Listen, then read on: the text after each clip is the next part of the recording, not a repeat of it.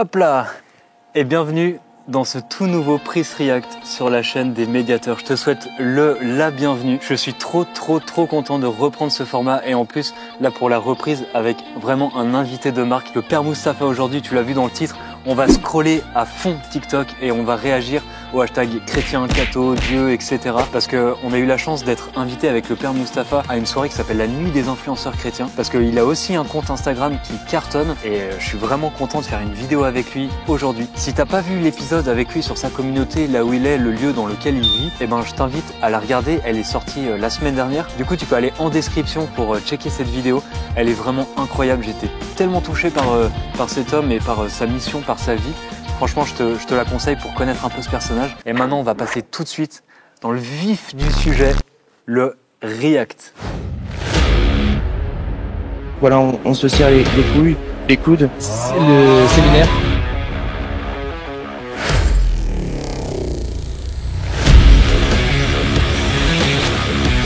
On peut se tutoyer ? Ouais, carrément. On se tutoie. Est-ce que, alors parce que ça a été un des sujets dans un de mes React, je t'appelle Père Mustapha. Est-ce que je t'appelle Mustapha ? Est-ce que je t'appelle Mousse ? Parce que j'ai entendu qu'on t'appelait Mousse aussi.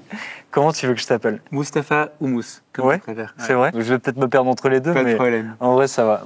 Comment tu vas ? Ça va très bien. T'es à combien d'abonnés là sur Instagram ? Je pense 4600, un truc comme ça. Ok, on en parlait un petit peu dans la vidéo qu'on a faite. C'est vrai que c'est difficile avec la mission que tu as dans ce lieu de foyer étudiant de trouver du temps pour faire des vidéos, mais t'en fais quand même. Tu as ce désir de faire plus de vidéos. Non mais c'est sûr. Moi mon rêve, ça serait de vraiment en faire tous les jours. Ouais. J'ai même créé du contenu, je pense, pour être capable de faire du contenu tous les jours.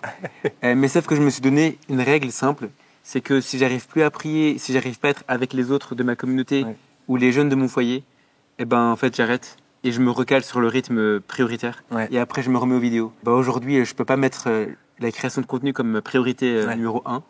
Donc des fois j'arrive, des fois j'arrive pas. Ok, mais j'aime trop ça. Du coup, je te propose ce concept de scroller sur TikTok et on va voir ce qui se passe. Franchement, j'ai vraiment, pour être tout à fait franc, j'ai pas préparé de vidéo. Je vais juste taper le hashtag chrétien et on va voir sur quelle vidéo on tombe. On va voir si on se perd ou pas. Okay. Let's go, c'est parti pour le premier hashtag, le hashtag chrétien. Et toi, Mustapha, Ok. tu scrolles souvent sur les réseaux sur Kato, hashtag Kato et tout, tu regardes non, je regarde pas les hashtags. Trop. Non, moi je suis plutôt un fan de la pub et de laisser l'algorithme me mettre les trucs. Je trouve qu'Instagram il commence à être très bon, le TikTok nul. Mais toi, t'es que sur Insta, t'as pas lancé TikTok ? J'avais lancé TikTok. T'as lancé mais TikTok trop tôt. Ah, trop tôt ? Ouais. Ah ouais ? Ouais. Mais attends, on va aller voir ce qui. Moi, en fait, je m'étais pas mis vu sur ça. TikTok au moment où en France, donc avant le confinement, où tout le monde bavait sur TikTok dans c'est nul, etc. Machin. Okay. Et moi, je disais non, mais faut être sur TikTok, les chrétiens, etc. Et j'avais commencé à faire des vidéos dessus. Et en fait, autant sur Insta, les gens sont bienveillants, mais sur TikTok, je me faisais clasher dans les commentaires. Ah oui ? Et en fait, j'étais pas prêt à ça. Tu vois, quand tu vas évangéliser. C'est vrai que c'est violent sur TikTok. Et je me disais, en fait, j'étais pas prêt à ouvrir mes commentaires et à avoir des gens qui te critiquent gratos. Ouais. Et en fait, je me dis, bon, ok, là, je sais pas, c'est pas le moment. Ouais, ok. Et voilà. Et puis j'ai laissé tomber TikTok, en fait. Ok, d'accord. Un Mustapha chrétien. Un Mustapha chrétien, c'est rare. Mais Mustapha prêtre catholique, c'est encore plus bizarre. Alors on me pose souvent la question, pourquoi est-ce que tu as choisi de devenir chrétien ? En vrai, j'ai pas vraiment choisi de devenir chrétien. Mais un jour, j'ai osé me poser cette question. Dieu, si tu existes vraiment, tu devrais exister pour tout le monde. Et pas seulement pour ceux qui croient en toi. Et moi, j'étais musulman pratiquant, mais j'avais jamais fait l'expérience de Dieu. Je m'arrête là pour pas spoiler, comme ça je dis aux gens. En fait, on a dans la vidéo qu'on a tournée ensemble aussi, Mustapha fait son témoignage. Et du coup, je t'invite encore une fois à aller voir la vidéo. Et du coup, je m'arrête là pour donner un peu envie aux gens d'y aller. En fait, moi, si tu veux, j'ai jamais trop surfé sur le côté j'étais musulman, je deviens chrétien. Je suis plutôt quelqu'un qui a envie de parler de Dieu à ceux qui le connaissent pas. Mais en fait, à un moment donné, j'ai quand même senti qu'il y a beaucoup de personnes qui attendaient ça. Ouais, il y a une accroche. Et du coup, là, je me suis dit, bon, ok, je vais quand même à un moment donné parler à ces personnes-là. Surtout que je sentais qu'il y avait beaucoup de musulmans qui se posaient des questions pour devenir chrétiens. Et je me suis dit, bon, allez, c'est peut-être le moment où le Seigneur me demande de prendre cette partie de mon histoire et de la communiquer. Ok. Mais en tout cas, c'est beau, c'est touchant et puis c'est c'est quand même très perso, donc ça demande beaucoup de courage.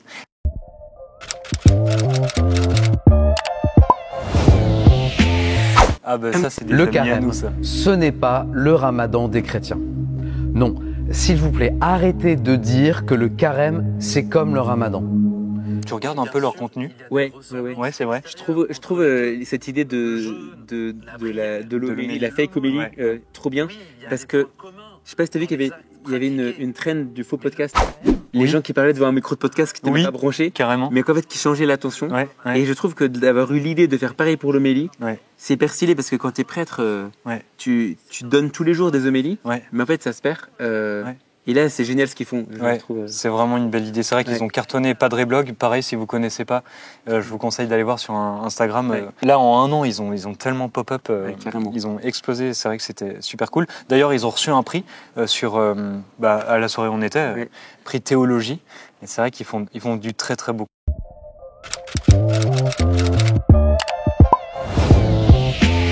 Dieu te dit ceci aujourd'hui. Pourquoi t'inquiètes-tu? Pourquoi te soucies-tu autant pour ton avenir?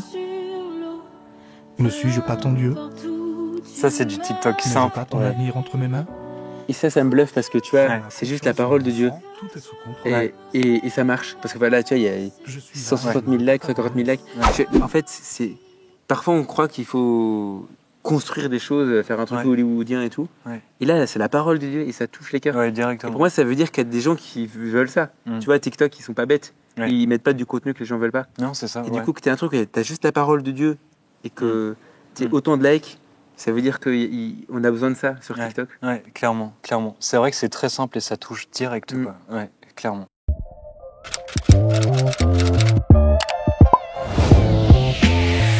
Notre Père qui est aux cieux, que ton nom soit sanctifié, que ton règne vienne. Seigneur, est-ce que tu penses que je devrais porter du noir ou du blanc aujourd'hui? Excellent. Ça j'adore. Des fois, il y a des gens, on connaît pas et ils font des trucs hyper drôles comme ça. Est-ce que c'est un peu vrai? Tu pries aussi comme ça un petit peu? Mais moi, je suis vraiment en mode, je parle à Dieu hyper normalement. Moi, je crois que en fait, Dieu nous a pas créé pour qu'on récite une prière que quelqu'un. Alors notre Père, c'est différent, tu vois. Mais en fait, il nous a fait pour dialoguer avec lui, quoi. C'est notre Père, c'est pas un inconnu, c'est pas l'administration publique. Tu vois. Et du coup, elle est faite pour qu'on lui parle simplement par rapport à ce qu'est notre journée. Moi, je trouve ça trop stylé. Ouais, c'est hyper stylé.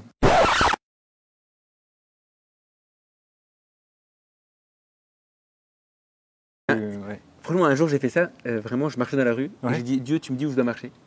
Et ça m'arrive jamais. Mais là, j'ai vraiment senti Dieu me dit, tourne à droite. I got you, homie!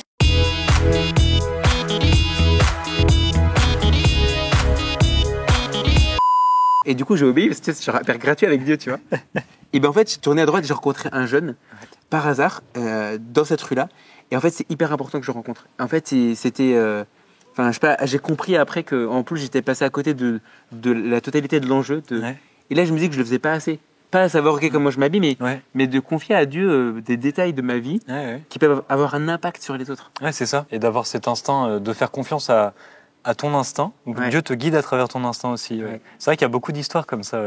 Et ça, si tu pries toujours de la même manière, au fond, tu vas toujours écouter de la même manière. Mais si tu pries différemment, et ben en fait, tu vas écouter une réponse adaptée à ta façon de parler à Dieu à ce moment-là. Donc je crois que c'est important de ne pas que réciter des prières, mais de parler à Dieu avec son cœur.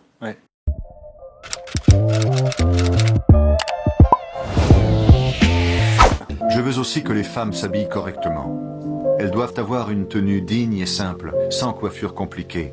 Elles ne doivent pas porter de bijoux en or, ni de perles ou d'habits trop chers. On dirait du Saint-Paul, mais... Cela convient à des femmes qui affirment leur amour pour Dieu. Ça parle des femmes, je veux aussi que les femmes s'habillent correctement. Non, c'est... Mais je trouve ça bizarre. À chaque fois, c'est suspect ceux qui font des choses comme ça et qui mettent pas le verset après. Exactement. Mais c'est parce que c'est marqué chrétien, mais en fait, tu sens, c'est chrétien, mais c'est, tu sais pas quel courant, quoi. C'est orthodoxe, tradit. Moi, ça m'interpelle un petit peu quand même. Je me pose des questions parce que je vois beaucoup de vidéos catho tradi. Ce qu'on appelle le côté tradi de l'Église, c'est vraiment le côté à l'ancienne de l'Église. Même des fois avec des courants où il y a des messes qui sont encore récitées d'eau aux gens, etc. Je trouve qu'il y a un équilibre d'office à trouver et que le côté sacré, il interpelle quand même. Et je trouve qu'il est évangélisateur. Ça marche pas sur moi, je suis pas client de ça, mais je vois sur les réseaux quand même que ça marche, quoi. Moi, ça m'interpelle un peu. Il y a une attente aujourd'hui d'une bonne catégorie de la population d'avoir des trucs simples et clairs. Il y a tellement de confusion, de propositions. En fait, on a envie qu'à un moment donné, on nous dise tu fais comme ça, tu crois comme ça, tu parles comme ça. Moi, pareil, je trouve que ça marche un peu, mais je sais pas si ça peut durer longtemps. En fait, on a besoin parfois de clarté, et en même temps, on peut pas tout mettre dans des cases. Non, c'est ça. Ouais, ok. Ouais, c'est un peu, en fait, moi je vois ça comme une foi un peu d'enfant, et puis à un moment donné, il faut passer à une foi d'adulte aussi. Là, c'est hyper intéressant. Je crois que dans notre foi chrétienne, aujourd'hui, les cathos, on a oublié ce qu'il y a une foi d'enfance, une foi d'adulte. Alors qu'en fait, c'est hyper important de se dire, ça veut dire quoi avoir une foi d'adulte? J'ai trouvé un verset dans Saint Paul qui aide vachement, parce que c'est rare, mais Saint Paul, à mon avis, il est hyper explicite sur ce que c'est pour lui la maturité spirituelle. Tu vois, pourtant, on veut être mature humainement, émotionnellement. Et Saint Paul, il dit, j'oublie ce qui est en arrière, je suis tendu vers l'avant, mais je cherche à le saisir parce que je ne l'ai pas encore saisi. En cela consiste la maturité spirituelle. En fonction des traductions, tu vois, on parle de maturité spirituelle. Et c'est faux que Saint Paul, tu vois, ils disent en fait la maturité spirituelle, c'est pas de dire, voilà, maintenant pour moi la foi c'est ça, c'est ça, c'est ça. Mais que la maturité spirituelle, c'est de dire, j'ai pas fini de saisir Jésus. J'ai pas fini de le comprendre et je dois encore continuer à le chercher au-delà. Et donc au fond, la maturité, c'est plus de pas savoir et de chercher encore, plutôt qu'une sorte de certitude. Tu vois. C'est génial, je connaissais pas ce verset, c'est génial. C'est génial.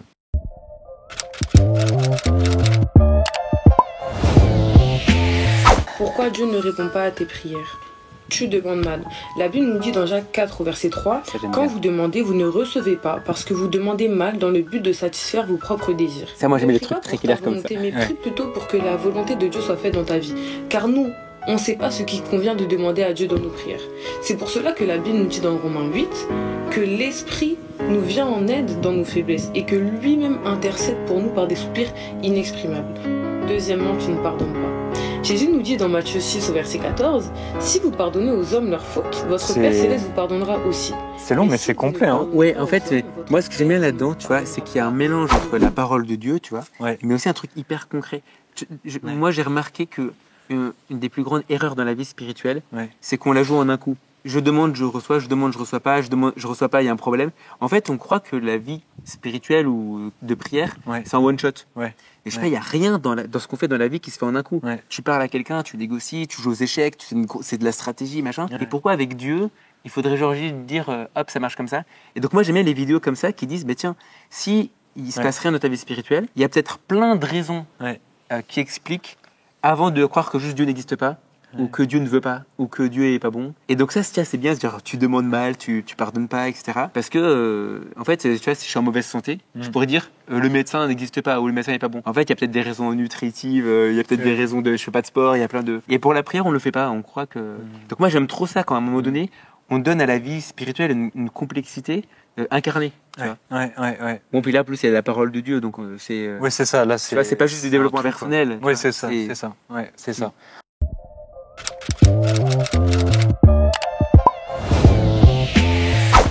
Est le meilleur de tous les avocats. Ah, ça doit être un film, ça. C'est lequel déjà War Room. Il est oufissime. Le véritable ennemi, celui qui souhaite rester. Il faut que tout le monde regarde ce film. Mais je rêve d'avoir ça dans un lieu dans ma maison, juste pour prier. Tu vois, tu te bats dans la prière. Et c'est comme ce que je disais tout à l'heure, tu vois. Parfois, on croit que la prière, c'est du one shot, mais en fait, non, tu peux te battre, tu vois, insister pendant 5 minutes, 10 minutes pour prier pour quelqu'un, pour sa guérison, pour sa libération. Et ce que j'aime bien là-dedans, dans se battre, c'est que c'est pas se battre contre quelqu'un, se battre contre des doctrines, c'est se battre toi pour obtenir quelque chose dans le domaine spirituel. Moi, je dis la même chose que toi, mais avec The Chosen. C'est vraiment la série qui m'a... Mais elle me met à terre, mais à chaque fois, j'ai dû regarder la saison 1 au moins 5 fois. La saison 2... au moins 5 fois aussi. Alors la saison 3, je crois que je suis allé à la 10e fois. Excellent. Il y a des films comme ça, des séries. C'est comme quand tu lis la Bible. On dit souvent chez les chrétiens, la parole de Dieu, elle est vivante. Et donc en fait, à chaque fois que je regarde, c'est différent. Et ça me parle différemment, comme quand je lis la Bible. Et du coup, pour moi, c'est un signe aussi que c'est vraiment beau parce que il y a vraiment quelque chose de Dieu derrière, quoi. The Chosen, à chaque fois, je finis à terre, on pleure. Les derniers épisodes de la saison 3, là, je suis comme ça. Non. Moi, c'est pareil. Moi, je suis pas un émotif, tu vois. Je pleure pas dans les films comme ça. Mais j'ai chialé à chaque épisode de la première saison, mais je comprenais pas, comme un gosse, quoi. Parce que tu vois les choses très simplement, c'est pas surfait, mais tu comprends la profondeur de l'amour de Jésus. C'est dingue.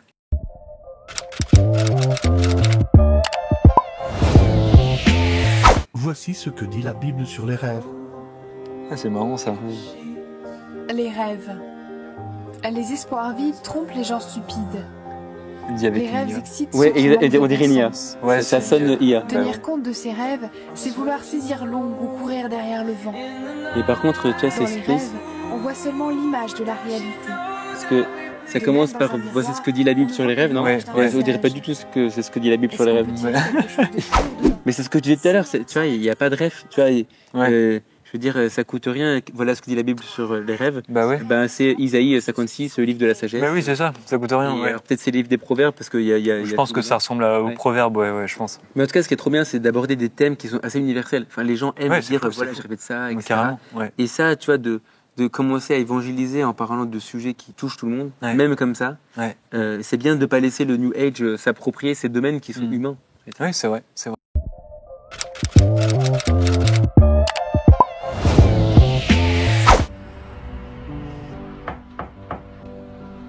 Mon enfant, je peux entrer? J'aime trop ces mises aussi. Tu n'as pas besoin de te cacher. Je suis désolée, Seigneur, je voulais pas pécher, je voulais pas, mais c'était plus fort que moi et j'ai pas su. Donne-moi tes mains.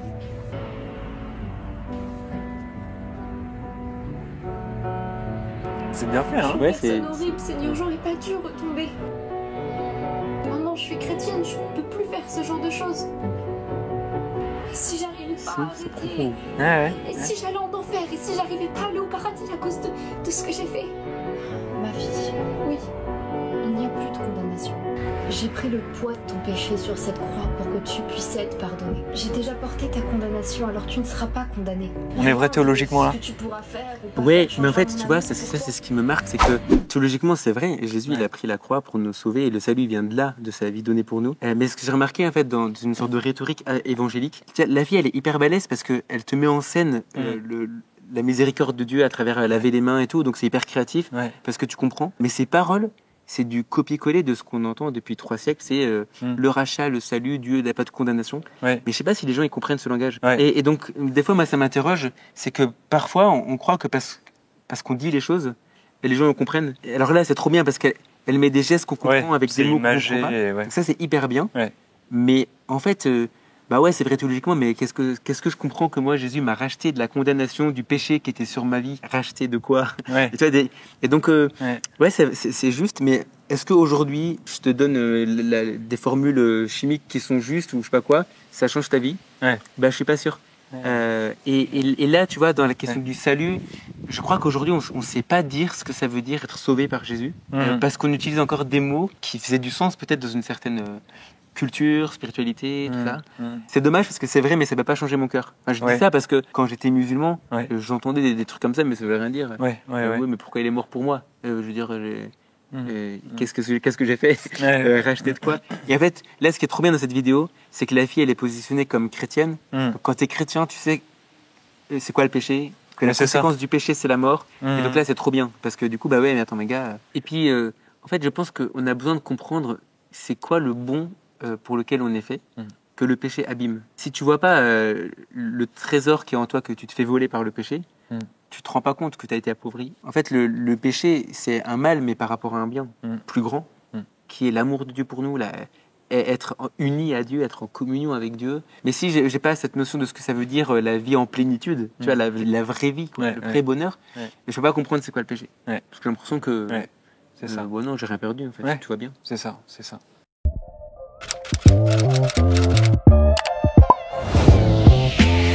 La Bible n'est pas un livre qu'on lit normalement. Il y a une façon de la lire et je vais te donner le plan pour la lire qui dure une année. Du coup, moi, je te conseille de commencer ça le 1er janvier 2024 et de finir le 1er janvier 2025. C'est sur un an pour pas te donner la pression. Tu pourras lire tranquillement, calmement, sans te presser. Bon, moi, je te conseille d'enregistrer le post parce que sinon tu vas jamais t'en rappeler. Ça va être excellent. Il est fort, il est fort, il est très bien construit la vidéo. Matthieu, Marc, Luc. Mais c'est génial parce que là, on parle de plan.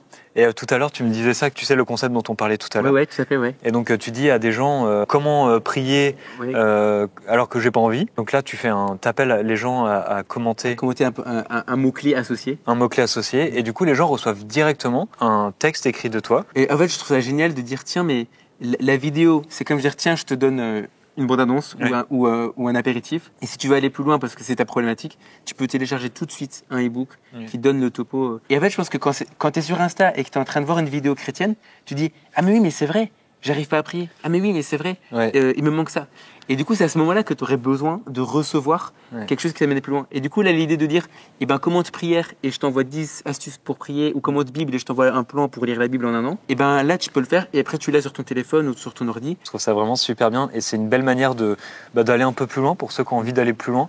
Parce que des fois, c'est vrai que c'est frustrant.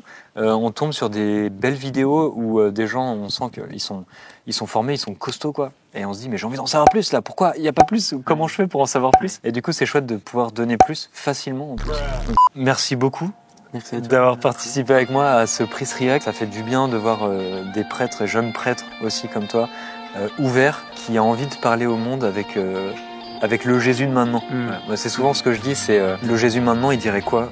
Pas le Jésus d'il y a 2 ans ou d'il y a 10 ans ou d'il y a 150 ans. Le Jésus d'aujourd'hui, comment il veut parler. Et je trouve que ça m'inspire beaucoup ce que tu fais, donc merci. Sur ce, je vous remercie d'avoir suivi cet épisode, ce relancement de la chaîne, ce premier Priest React pour relancer la chaîne. Je suis trop content d'être de retour. Je vous dis à très bientôt pour un nouvel épisode. Abonnez-vous, commentez si vous avez envie de commenter et likez si vous avez aimé cette vidéo, si vous voulez en voir toujours plus. Allez, ciao tout le monde.